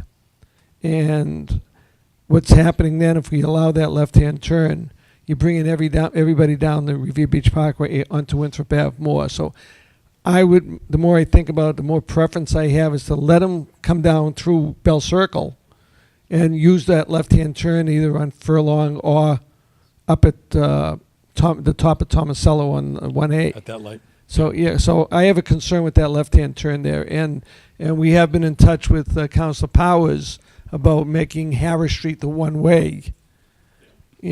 So there's some things I just want to put on the table now so we can talk about it when transportation comes aboard. Yeah, so I'll give again, I think when we get to the transportation meeting, we can go through it in more detail. John definitely heard your comments. And because of that, we are, you know, Thomasella is really being shifted purposely to have more distance between North Shore Road and where Winthrop Avenue splits off, because these are too close today, which doesn't work very efficiently. These are pretty big distances. So this is really trying to, you know, make this much more efficient as it works between these intersections. This one we're actually starting to look at, maybe we don't even have. It's only a right in, right out, you know, it's more of a secondary axis. So no one is actually coming out on this new side street to take a left, right? They can only come right in or right out. This one was pretty important because, again, what we're doing two things. Is the goal here is that we're actually trying to align, shift the MBTA parking entrance and align it with our new Main Street, right? So the idea is to really kind of centralize all the in and outs on Winthrop in the middle section.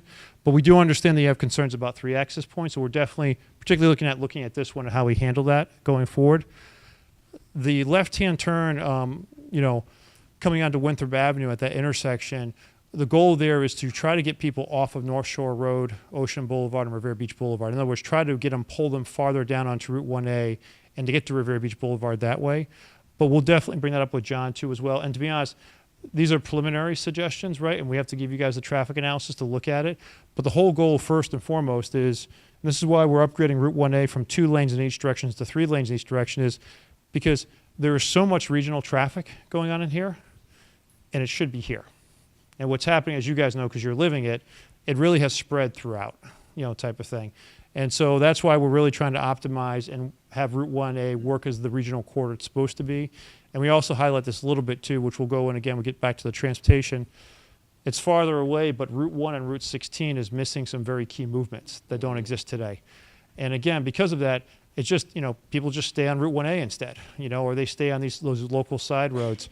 So these all have to work together, and I think what's also going to happen, we're going to find over 15 or 20 years, there may be some other things that we're not even thinking of at this point too, as well as we go through it. But no, we definitely have heard your comments very clearly, and so we'll continue to work with John on that as we go through it. But our goal is to first, Route 1A is the focus, get people there, because that's where most people want to go, because they're going somewhere regionally, so that the neighborhood streets can be more for the neighborhood. Doug? So the airport has an access road for delivery trucks, and it gets the trucks off the main drag going into the airport. Is that something that we could consider, talk about for Wally Way to make it into an access road?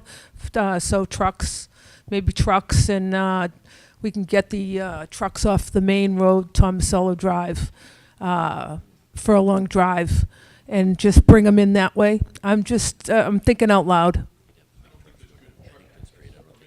Halfway. So, well, I think the first main goal, we talked about this too, first main goal is to try to keep as many trucks on Route 1A in and out of the site. That's probably the ideal thing at the end of the day. But we have to work on where trucks are coming from. Our goal, first of all, most trucks do not want to be, first of all, on Bennington Street in any way, shape, or form, all right? And the goal is to make it, as you guys know, and we've talked about this before, the state police operated light at Boardman Street, right, is probably not helping the regional situation. You know, and when things get jammed up, people start looking for all sorts of ways to get through.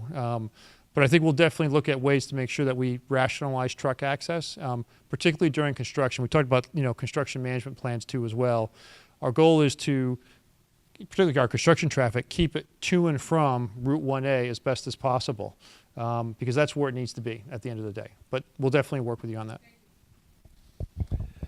The floor is open to anyone around this table or anyone behind us. Any comments, questions, observations? Basically, it's anything, right? I know. But since it's open. In reading through some of the PUD reports that came through, and I noticed that there was a mention about the, I guess during the first phase, the 20-inch connect for sewage.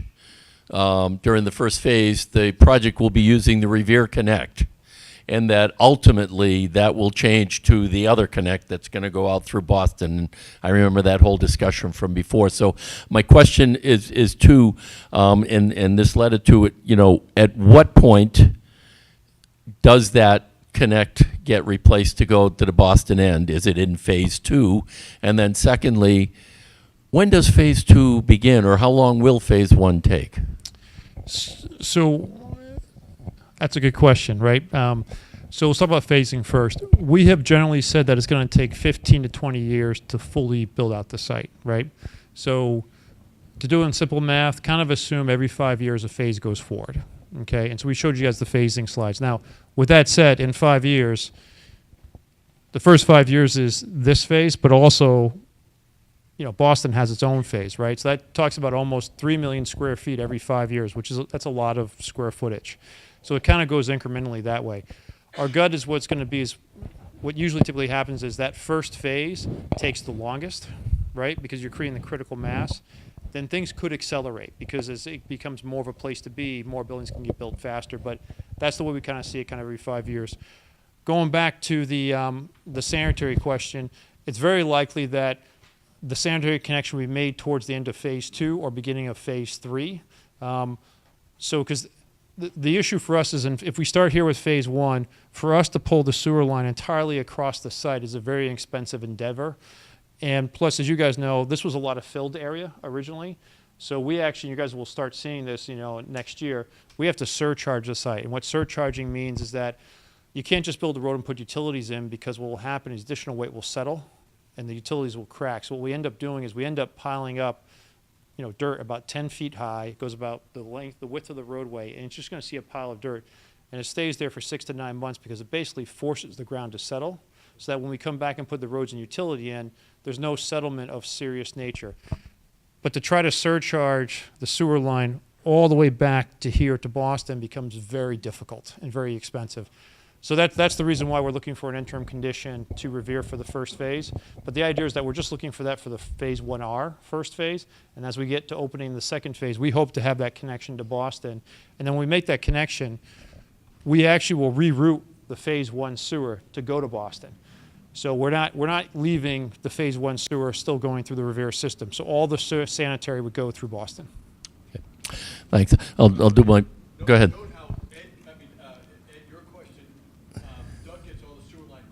Yeah. I know water too, just so we know.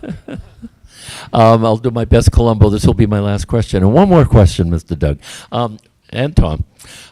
So again, looking at phase 1, and again, as I was looking through the numbers, and maybe I haven't gotten far enough into it, I saw the projections in terms of gross square footages for the completed project, which I believe is 5.6, almost 5.7 million gross square feet. And that's the whole thing, the whole Megillah. Are there in this PUD identifications of what the gross square footages are for each of the phases? Yeah, so, and I think we showed phases, but when we submit, we're actually working, in my spare time during the day, I was working on with Mike, the phasing detailed section. So we have basically shown phase by phase, what's included in the phase, the types of uses, and the exact square footages. When I say exact, relative square footages for each of those buildings. And the intent, that's what's built in that phase before we can move forward to the next phase, And I think we have a lot more certainty around what we want in phase 1R.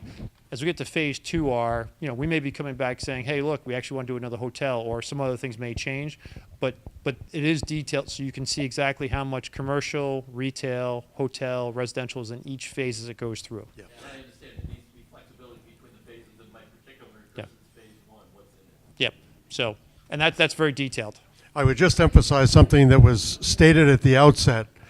It's very important that the phases include the breakdown of uses, as you suggested, Doug, because you have a commitment to the city and with the city to develop the entire Revere portion of the property for at least 50% commercial. Correct. So it's important that the phases be clearly outlined in terms of use, because it's likely that you will be doing more than 50% residential in phase 1.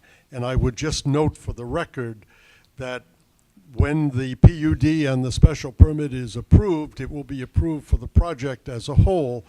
You will only have to come back for city council approval if you do less commercial than you had projected, or should put it the other way, more residential than you had projected. So the breakdown of uses by phase is extremely critical from a planning perspective as well as a regulatory perspective. And it's pretty clear. Now, the one thing we did talk about the phases, it's also very logical. When you see, we showed the phases, we start from the Beachmont T station and we work into the site, right?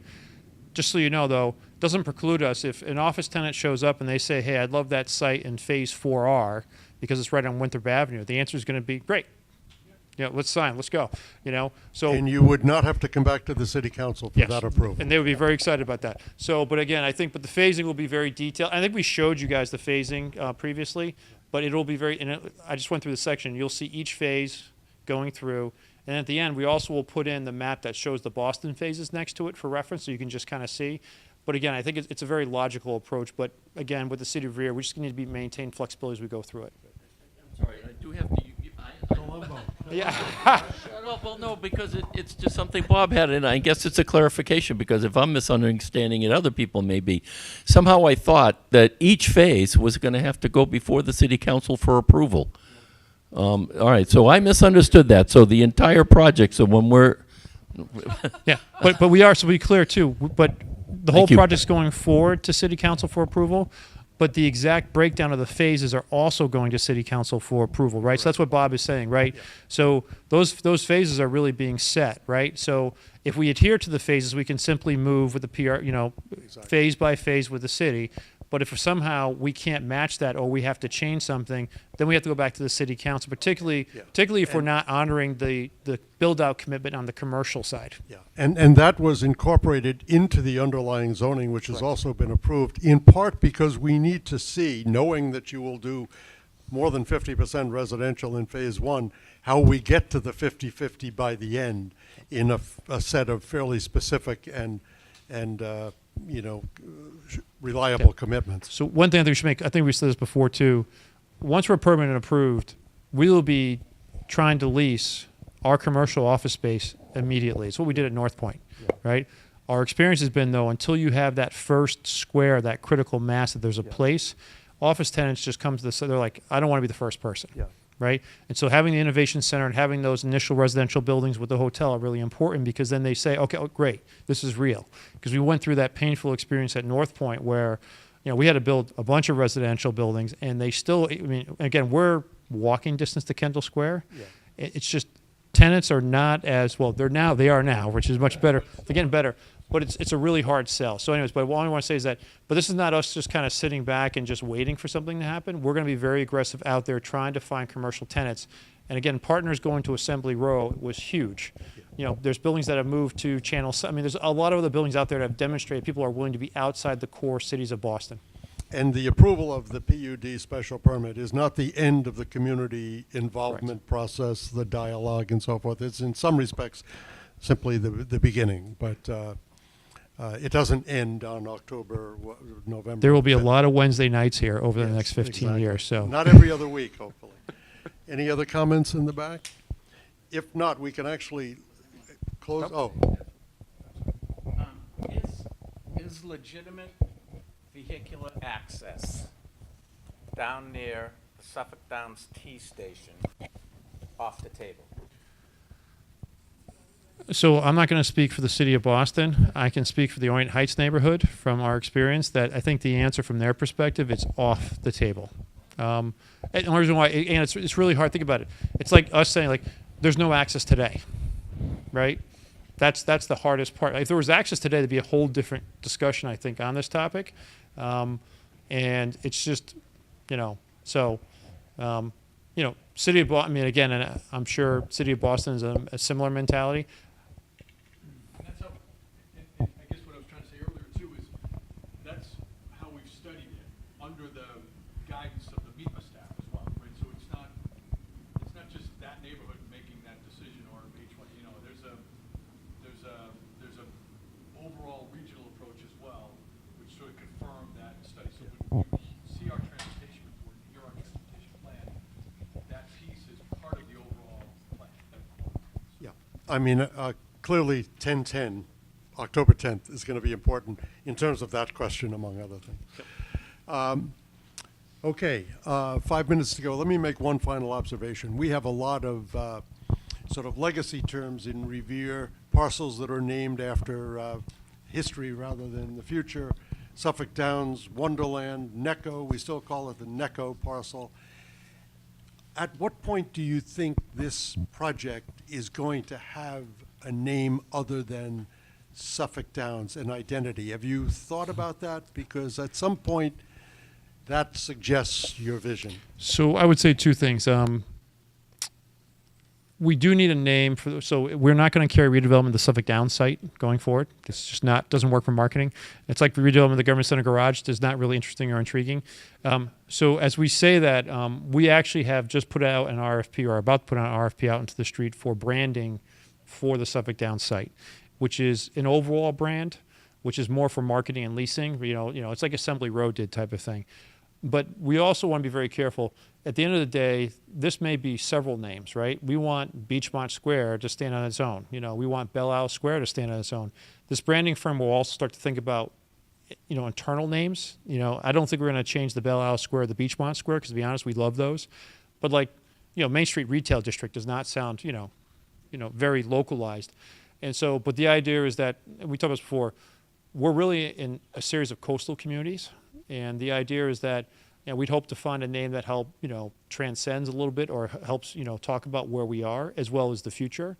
But it's something that we're going to be working on. We probably won't have a name, to be honest, until we get past permitting, because these things become tedious. A lot of meetings are spent.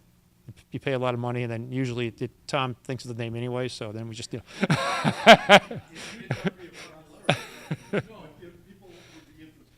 You're thinking that. Yeah, absolutely. I mean, Yeah. we'd love to think that through. I mean, Doug's exactly right. I mean, it was, I think it's a big enough site, 161 acres, where it's probably not one name. I don't think we want it to have one name. I think there's, certainly Beachmont. I mean, we love that name. It's like why mess with that? That's awesome. Yeah. Belle Isle Square, which would sort of, we love that. That's terrific. But the idea that we brand this differently, think about it differently, that's all. Key part. As Doug said, we sometimes get frustrated because we're like, okay, you hire this firm, you pay them $100,000, whatever. They come back with a bunch of names that you've already thought of. They'll come back and say, yeah, Belle Isle Square sounds great. Yeah, that's awesome. Thanks, guys. I think we talked about this. If you wanted to keep the momentum, the memorabilia of the site, then you could name, Seabiscuit Square, or whatever it is. The finish line. We talked about, one of the roads, the finish line. Beatles Boulevard. Something like that. But if you don't want to spend $100,000, you can go to the Revere Public School System, where I was an art teacher, and you can have the kids. We have a contest and give the kids $100 to come up with a name for this place. So we're talking to the school department for that idea. I'm sorry, Deb, go ahead. I thought you were. Hey, just shut up. Shut him up. What they would say is that too, so just to give you a sense too, this is more overarching names. As we go forward, like you said, we're gonna have a complete street network that has no names today, right? And we're definitely not into the generic ABC, we're not Seaport type of thing, right? But also, we're gonna have some real parks as well that need names too as well. So at North Point, they were actually named after famous women, parks at North Point. But I'm only kidding. yeah, it went to, but it goes back to history and everything else. And so what you said too is also another great idea. Well, there could be at some point where we have a couple parks that we do actually do competitions through the school systems and really try to, engage more of the community. Because it's meant to, we're not trying to contrive a place, but we don't want to lose the history. So we want to be forward-looking, but still have some semblance of history of what's happened here, which is important. And all I was going to add to that is in terms of food for thought, and as we go forward with the branding and the thought idea is that, we've got Beachmont Square, which is in the new project, but then we have Donnelly Square, which is right outside of that. I think we need to, if we're totally talking about trying to keep this inclusive and integrated within the community, we need to come up with a way where Donnelly and Beachmont Square are one, some way or another, because, as I said, I think it's going to become, boom, one side of the wall and another. Thank you. And on that note, Don't give it till now. It's 8 o'clock, he's shut me up. 7:59 and counting, we can move to adjourn, and I thank you again. Thank you, Bob. Thank you.